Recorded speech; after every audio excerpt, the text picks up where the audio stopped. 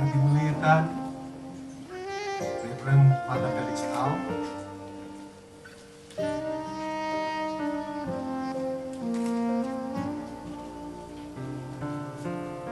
para jemputan, ahli-ahli family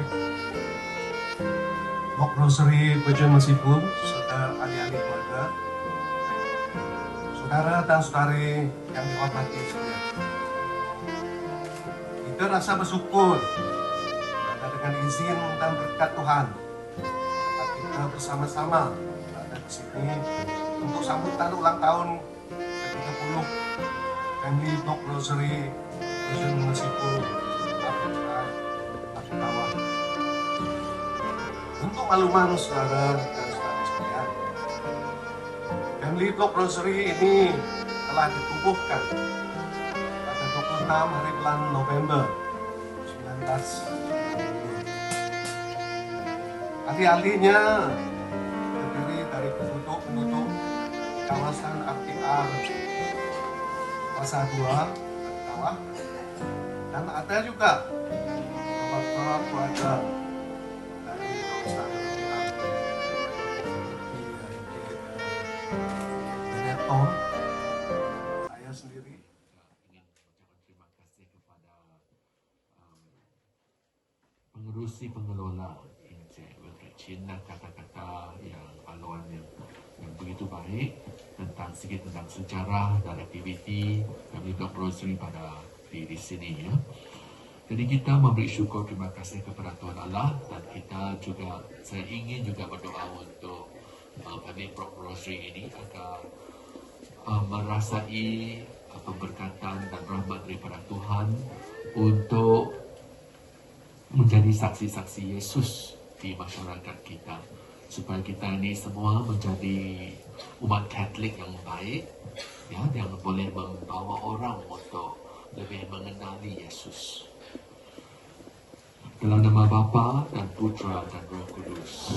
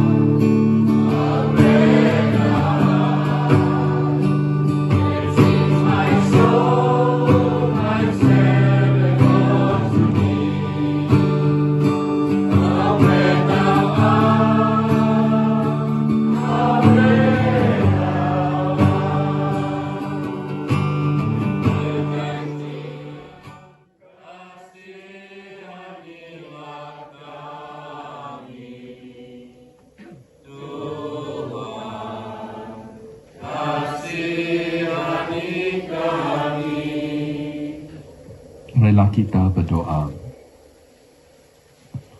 Bantulah umat-Mu ya Bapa yang Maha Kuasa, agar kami sentiasa berjaga-jaga menanti kedatangan Putra Tunggal-Mu, seperti yang telah Juru Selamat kami ajarkan kepada kami, untuk tidak terlena dan dengan lampu yang menyala bertemu dengannya pada waktu Dia tiba, yang hidup dan berkuasa bersama Dikau dalam persatuan Roh Kudus, Allah sepanjang segala masa. Dengan pembacaan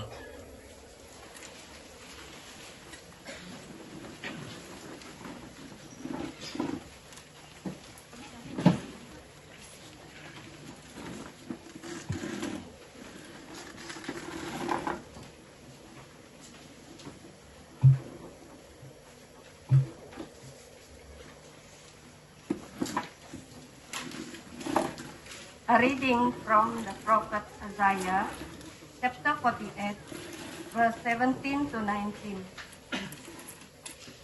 Thus says the Lord, your Redeemer, the Holy One of Israel. I, the Lord your God, teach you what is good for you. I lead you in the way that you must go. If only you had been alert to my commandments, your happiness would have been like a river, your integrity like the waves of the sea. Your children would have been numbered like the sand, your descendants as many as its grains. Never would your name have been cut off or blotted out before me. The word of the Lord.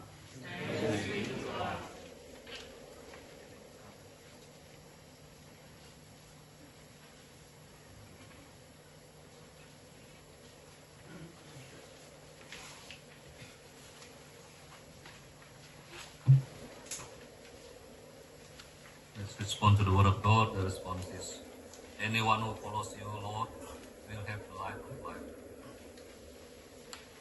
Happy indeed is the man who follows not the counsel of the wicked, nor lingers in the way of sinners, nor sits in the company of scorners, but whose delight is the law of the Lord, and who ponders his law day and night. Respond. Amen. He is like a tree that is planted beside the flower waters. They yield its fruit at due season, and whose leaves shall never fade, and all that he does shall prosper.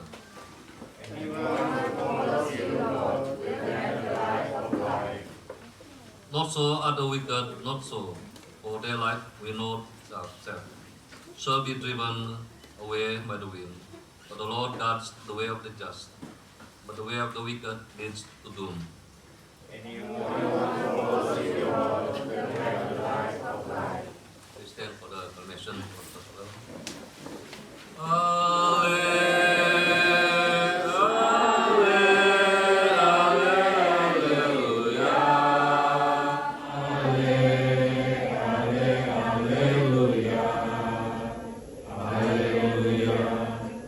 See, the King, the Lord of the world will come. He will free us from the yoke of our bondage.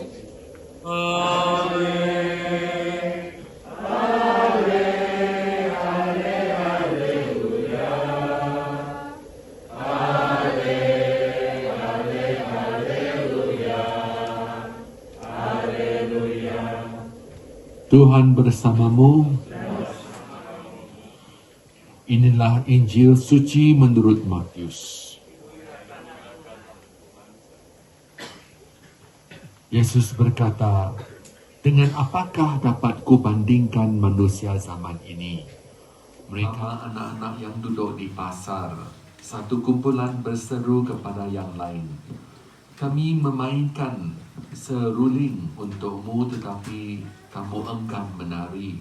Kami menyanyi lagu ratap tetapi kamu enggan menangis. Ketika Yohanes datang, dia berpuasa dan tidak minum air anggur.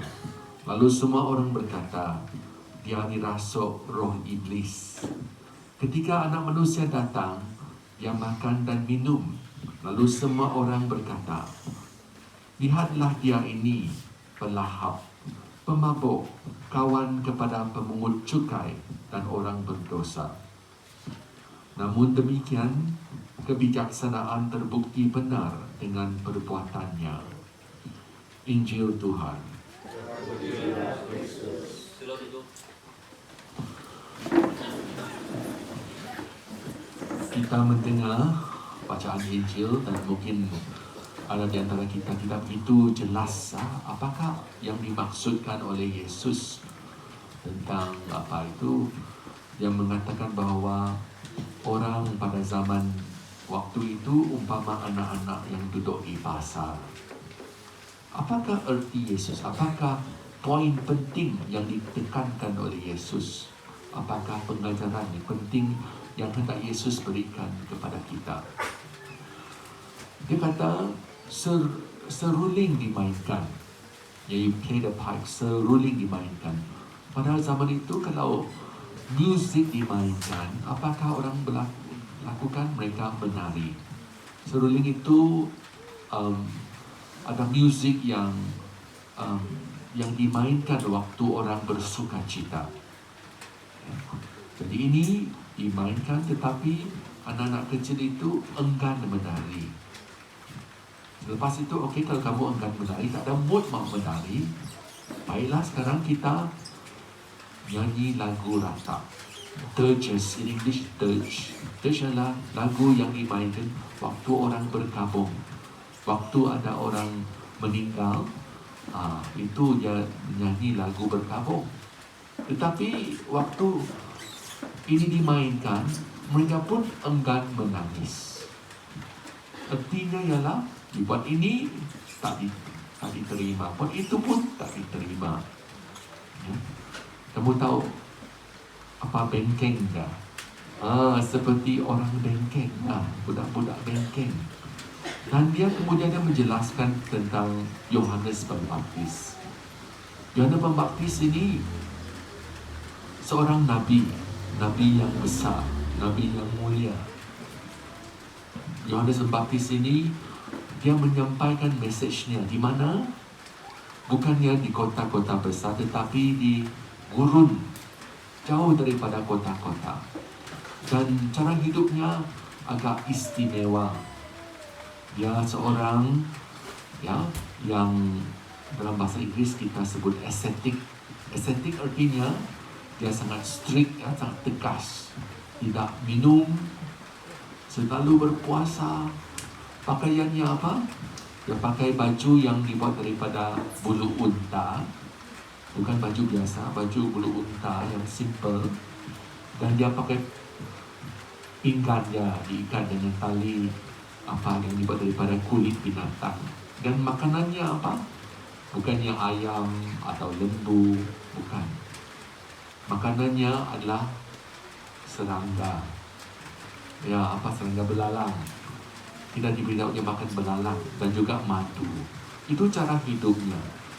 Jadi kamu coba bayangkan Yohanes Pembaptis, dia seorang yang kurus, tapi cara hidupnya ada satu message. Dia panggil orang apa? Ya, pakaiannya seperti nabi-nabi pada zaman dahulu, dan orang tertarik kepadanya. Dan message-nya ialah sangat simple, mudah dipahami. Bertaubat, kerana kerajaan Allah sudah dekat. Itu message John Pembaptis. Kita dengar bacaan ini pada hari Minggu yang lalu. Bukan, ingatkah kamu? Bertaubatlah. Tetapi ada segolongan orang, bila mereka pergi melihat John Pembaptis, mereka pergi saja mungkin untuk menyiasat saja. Ingin tahu siapakah John ini? Apakah dia mengancam kedudukan kami sebagai ketua iman orang Yahudi? Bila mereka dengar message, mereka tidak terima, tidak ikhlas. Sebenarnya mereka menolak John. Apakah message John bertaubat? Bertaubat ini message yang baik. Tetapi mereka kata, awak tak maulah. Apa sebabnya? Alasannya, orang ini gila. Orang yang dirasuk oleh roh-roh jahat, oleh roh iblis. Kerana caranya pakaian pun tak sama. Orang ini tak siuman, tak boleh ikut katanya. Jadi ini dijadikan alasan tidak bertaubat. Yang ini alasannya. Kemudiannya Yesus datang. John menyediakan kedatangan Yesus. Yesus datang dan mesej Yesus juga sama seperti John, lebih kurang sama. Yesus kata, bertaubatlah kerana kerajaan Allah sudah dekat. Dan dia tambah satu lagi, dan percayalah akan Injil. Kalau kamu baca Injil Markus bab 1, dia tambah, percayalah akan Injil. Dan cara Yesus tidak sama dengan cara John. Walaupun mesej sama, tapi Yesus ini, dia bukan seorang estetik. Dia pergi ke kota, pergi ke kampung-kampung. Dia mencari orang, bergaul dengan orang ramai, termasuk orang yang berdosa. Dia makan bersama-sama dengan mereka sambil mengongsikan berita baik, mengongsikan Injil.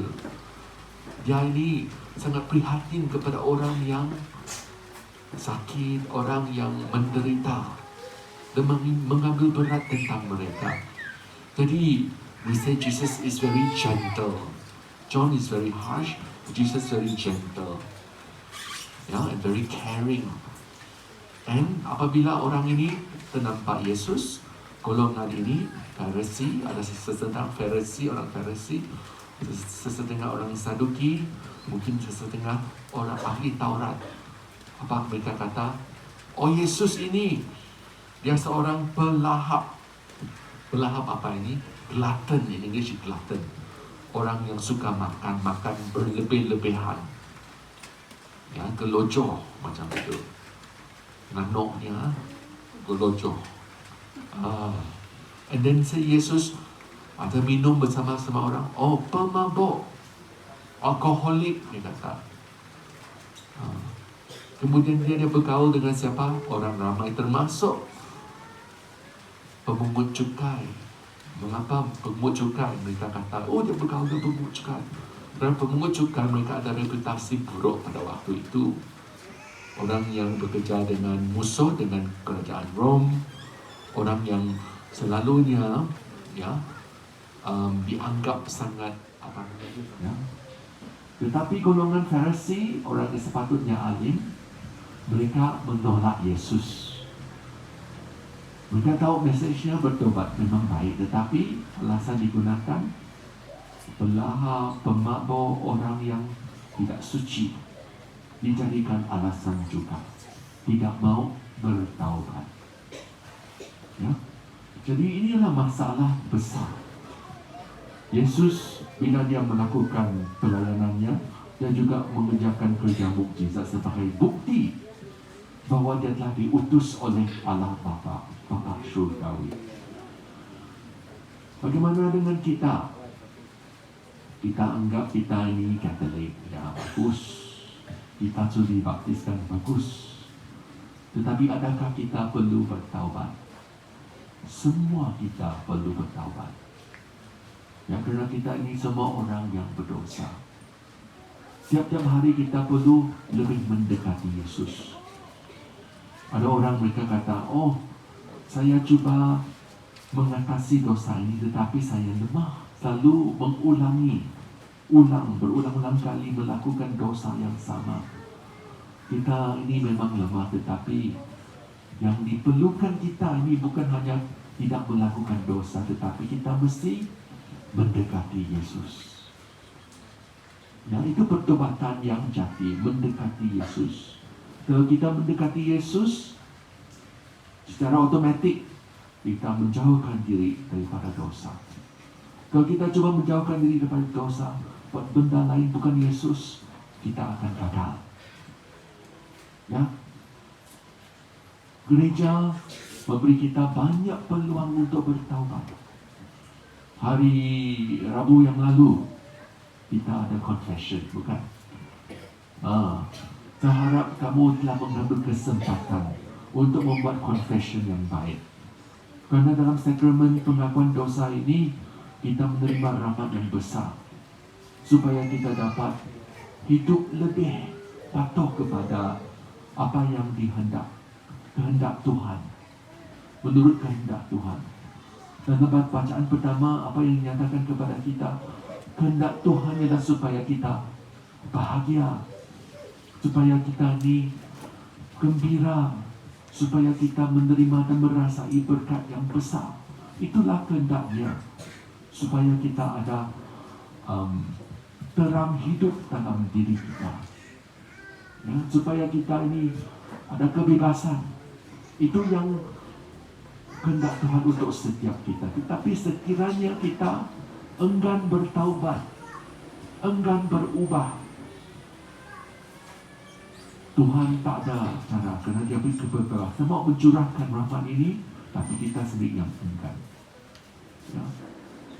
Jadi peringatan untuk kita hari ini ialah mesejnya untuk semua kita. Tiap-tiap hari lebih mendekati Yesus, lebih bertaubat. Adakah kita memberi alasan? Ya, ada orang dia tidak pergi pergi mengikuti misa dan alasan mereka, saya dah tulis beberapa alasan yang sering saya dengar. Sibuk, itu alasan yang benar. Sibuk dengan bidang lain, tak dapat pergi.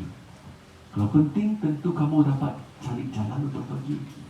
Ada orang kata, oh, terlalu panjang, boring. 1 jam lebih panjang.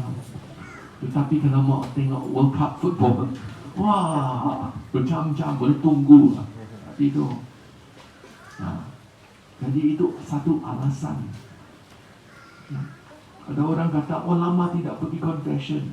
Apa sebabnya? NCO 3 tahun. Tetapi sebelum pada permulaan tahun ini kita sudah ada confession. Kita sudah ada sebelum Easter sudah ada confession. Jadi ada banyak peluang. Artinya peluang ini diberi oleh Tuhan kepada kita semua. Jangan kita pasirkan peluang ini. Ya, doalah saudara dan saudari supaya persembahanku dan persembahanmu berkenan pada Allah Bapa yang Maha Kuasa. Semoga persembahan ini diterima dan dimulia Tuhan dan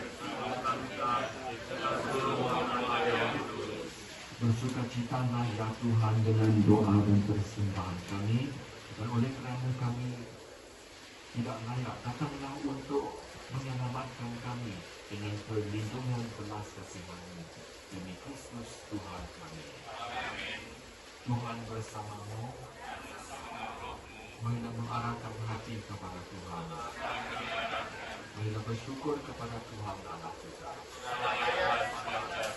Sungguh layak dan sepatutnya sesuai dan menyelamatkan, bahwa kami selalu dan di mana-mana pun bersyukur kepadamu, Tuhan Bapa yang Kudus, Allah yang Maha Kuasa dan Kekal, dengan perantaraan Kristus Tuhan kami. Kerana ketika kedatangan yang pertama, Dia merendahkan diri dan menjadi manusia untuk memenuhi janji-Mu dan membuka jalan penyelamatan bagi kami. Dan pada akhir zaman, bila telah Dia datang dalam kemuliaan-Nya, kami akan memperoleh kebahagiaan sejati yang kini kami rindukan dengan penuh harapan. Oleh itu bersama para malaikat dan malaikat agung, bersama singgasana dan kekuasaan, bersama seluruh rasul kami melakukan pada kemuliaan bagi-Mu dengan tak henti-hentinya bernyanyi. Kudus Tuhan, Allah segala kuasa, surga dan bumi penuh kemuliaan-Mu, dan pujilah Engkau di surga, berkatilah yang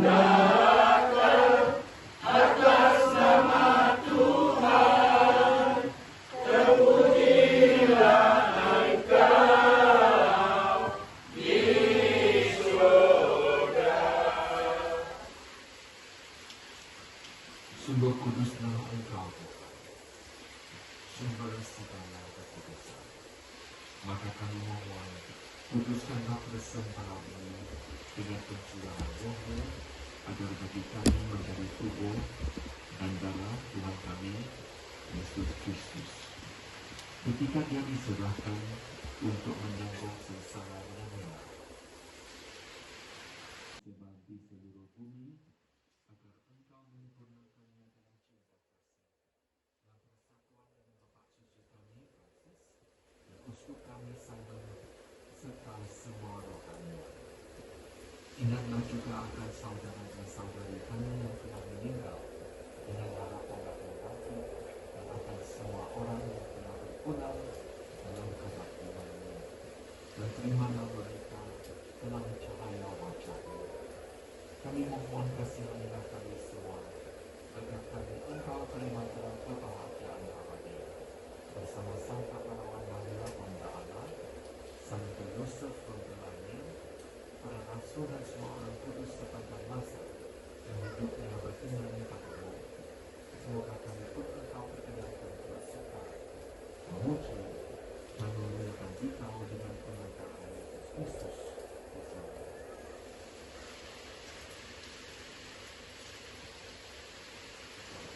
Dengan pengantaran Dia bersama dan dalam dunia, bagimu Allah Bapa yang Maha Kuasa, dalam persekutuan dengan Roh Kudus, segala hormat dan kemuliaan sepanjang segala masa.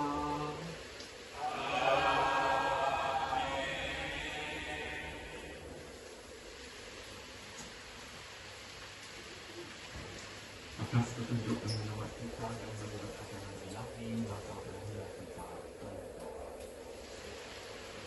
Bapa kami yang ada di surga, dimuliakanlah namamu, datanglah kerajaanmu, jadilah kehendakmu di atas bumi seperti di dalam surga.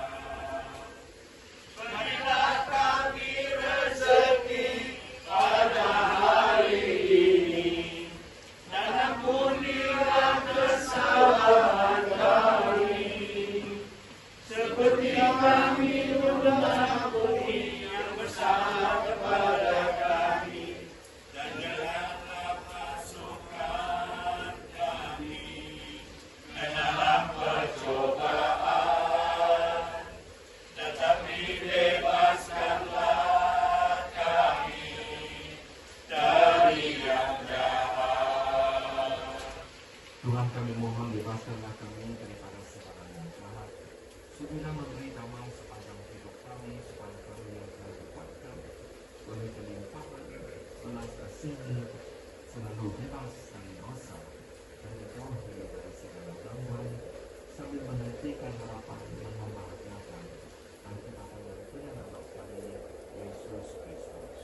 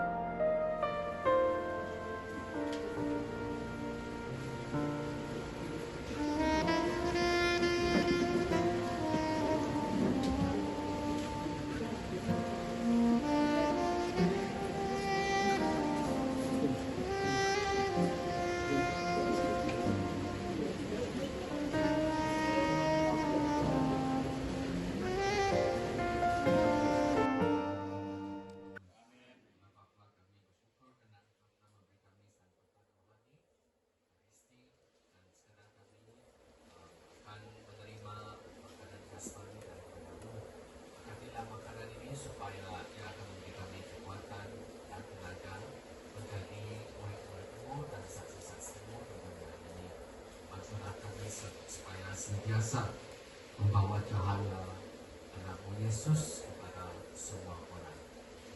Ini kami mohon demi Yesus Kristus Tuhan dan Tuhan kami. Amin. Bapa dan Putra. Oke, jadi mengucapkan.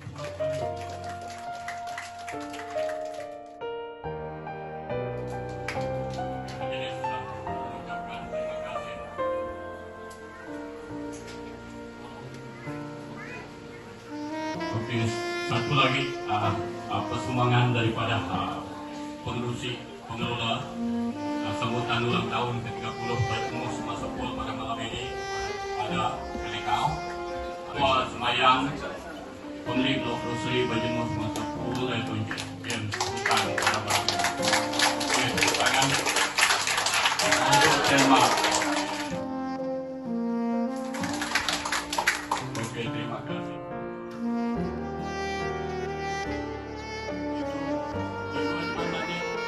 Duduk bersama dengan ini adalah kosong. Ini Setiausaha KK. Ini saya rasa wakil pengurusi KK Asia bersama wakil